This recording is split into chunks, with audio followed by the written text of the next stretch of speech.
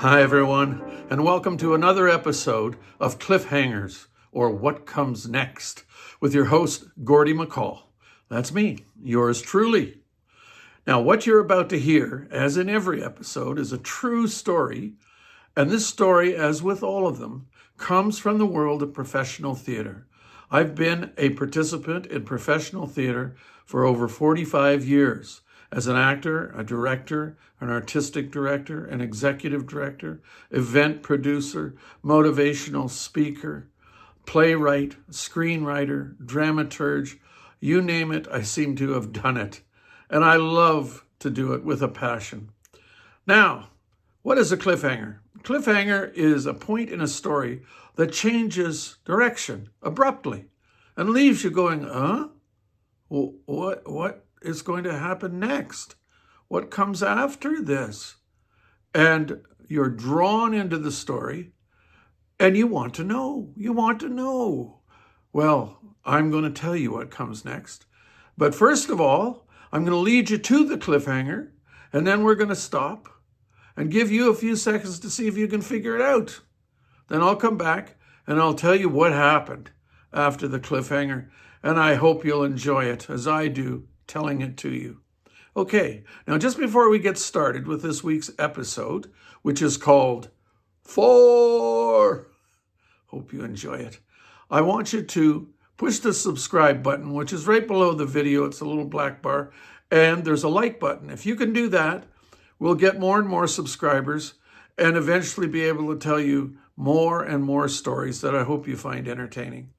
Okay, so sit back, relax, and enjoy FORE.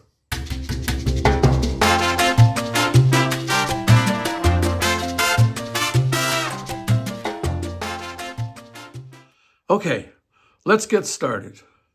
Some of you may know, but in case you don't, I'm the founder and first artistic director of the Shakespeare on the Saskatchewan Festival in beautiful downtown Saskatoon. It is still on the site that we originated in 1985.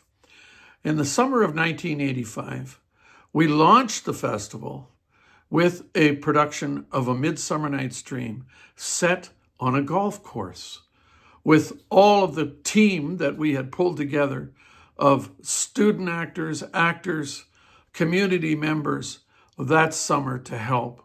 Del Surgic was our technical director and co-designer of this set. We actually created a golf course inside the tent, and how you viewed the production was you sat on the ground on blankets or on a picnic chair that we provided you. And the inside, it was full of what we call berms, these little hills and bushes, and it was quite lovely and green and lush, beautiful golf course setting. And the notion of the play was that the play took place late at night on the golf course after everyone had gone home. And the fairies came out. And these fairies were magical people that lived actually in Saskatoon, but only came out at night. So that was part of the vision of the play. I want to tell you something else. All of the productions that I directed for the festival over the first 7 years of its existence were based on immersing the audience into an environment, not having a stage at one end and then seats on the other, because I believed that if we do that, we draw people's attention to the tent and make them think, well, why aren't we in a theater? This is kind of too rough and rustic. However, if our intention is to make it rough and rustic, as the great director Peter Brook would say, then it's a different experience. We sometimes get rid of the chairs or we put them there, but there's never a stage per se. The audience happens, the action happens in and around you throughout the play. And over the years, people have come to love this. It doesn't happen so often anymore with the festival. They built a beautiful amphitheater in which they perform these days. But back then, we did it this way, and we loved it. So if you can envision that, we had this blue and white tent It was about 60 feet long by 40 feet wide. Wasn't too big. We could get about 200 people in there if we jammed them in. And then the action came in from either end of the tent through 4 openings, 2 on each end. And we even went up on the roof of the tent and did a scene. We did Puck's last speech from the top of the tent.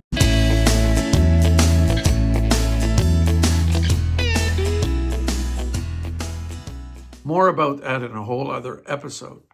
So picture this, if you will. On opening night, we waited outside the tent. The audience had moved into the tent, was sitting on the ground, wondering what to expect. And we were lined up. There were about 6 of us playing different roles in the play. And the wonderful John Wright from Saskatoon was playing Theseus and Oberon. He was doubling those roles. But he opened the play with the first lines of the play. And the first scene is about a debate as to who will marry his daughter. So you know what's coming next. So we're lined up along one side, one end of the tent. And of course, we're dressed in golf clothes. And John has a golf club. I believe it was a pitching wedge. And he's going to open the play by, I believe, calling the word FORE and chipping the ball into the tent, and it'll plop down on this beautiful lawn, if you will, of the golf course, and then we'll follow in behind it. What a lovely opening, right? Well, what happened was we were all very nervous. This was a very important moment in theater history in Canada. We kind of knew it, but now, with 40 years behind the festival, it's evident how important it was. And we were nervous, and we were excited, and we were full of adrenaline. So John, he takes that golf club to open the play. He gets the go-ahead, and he takes it, and there's the cliffhanger. What happens next? What comes next? Okay, hang on to your seats, because it's something you may or may not expect. I'm going to give you a few seconds now. See if you can figure it out, and see when I come back and tell you what happened, if it lines up with you, and then I'll call you a great theater visionary. Okay, we'll be right back.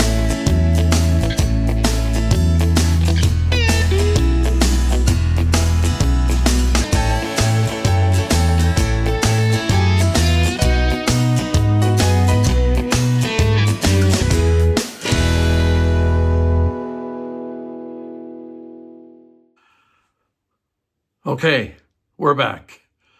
See if this lines up with what you thought happened after the cliffhanger moment.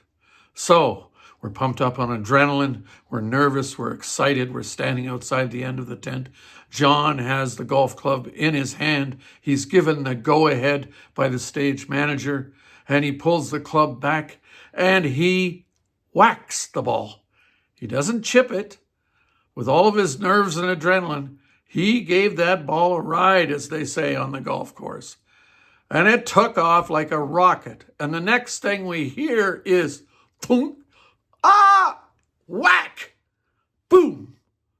Those sounds are the ball hitting a spectator's head, ricocheting up to the roof of the tent and hitting it with a whack sound, and then going plunk down onto the surface of the golf course and rolling behind a little cedar bush that we had planted. Well, John almost fainted on the spot. We all were in shock. We thought, did we kill this person? It could happen. That was a heck of a shot. The golf shot heard round the world, as they say. And I had a weird thought. I said, well, at least he said FORE. Big help that was. So we didn't know what to do. And then we said, okay, we've got to go on. Got to go on with the show. So he said, okay, John, lead the way. We're going in.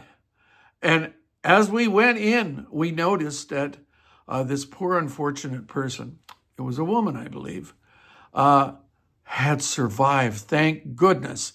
That ball had hit her head in a spot Remember, it could have hit her in the temple, for gosh sake. But it hit, I think, back here on her head somewhere and glanced off her head, whack off the top of the tent, and then poof, down onto the grass, and it rolled away. And so she was sitting upright. She was sitting on the grass, on a blanket, and with a friend or two, and they were commiserating, of course. And John had a good presence of mind that when we walked into the tent, we walked, fortunately, on the side that she was on. And as we passed her, John started what became a chorus of apologies from all of us and asking her if she was okay. And she was wonderful, wonderful person. She said, yeah, I'm okay. I'm okay. Yeah, go on. She wanted the show to start. What a wonderful woman. And somewhere in our records, we probably have the name of that wonderful woman because I asked to make sure that we got her name. And then I talked to her as the artistic director afterwards and apologized and thanked her. And you know, she said the show was so wonderful that she didn't even feel it anymore, but I'm sure she did later that night. So there's the true story, the true events that happened after that cliffhanger moment. You can imagine us when he pulled the golf club back going, oh boy, one beat away, and we are about to launch the Shakespeare on the Saskatchewan Festival, A Midsummer Night's Dream, and whack! And as soon as he hit it, I knew, all of us who golf know, that ball was hit.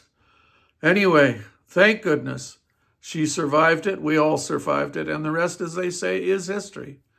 Very wonderful history of the festival. So I hope you enjoyed that.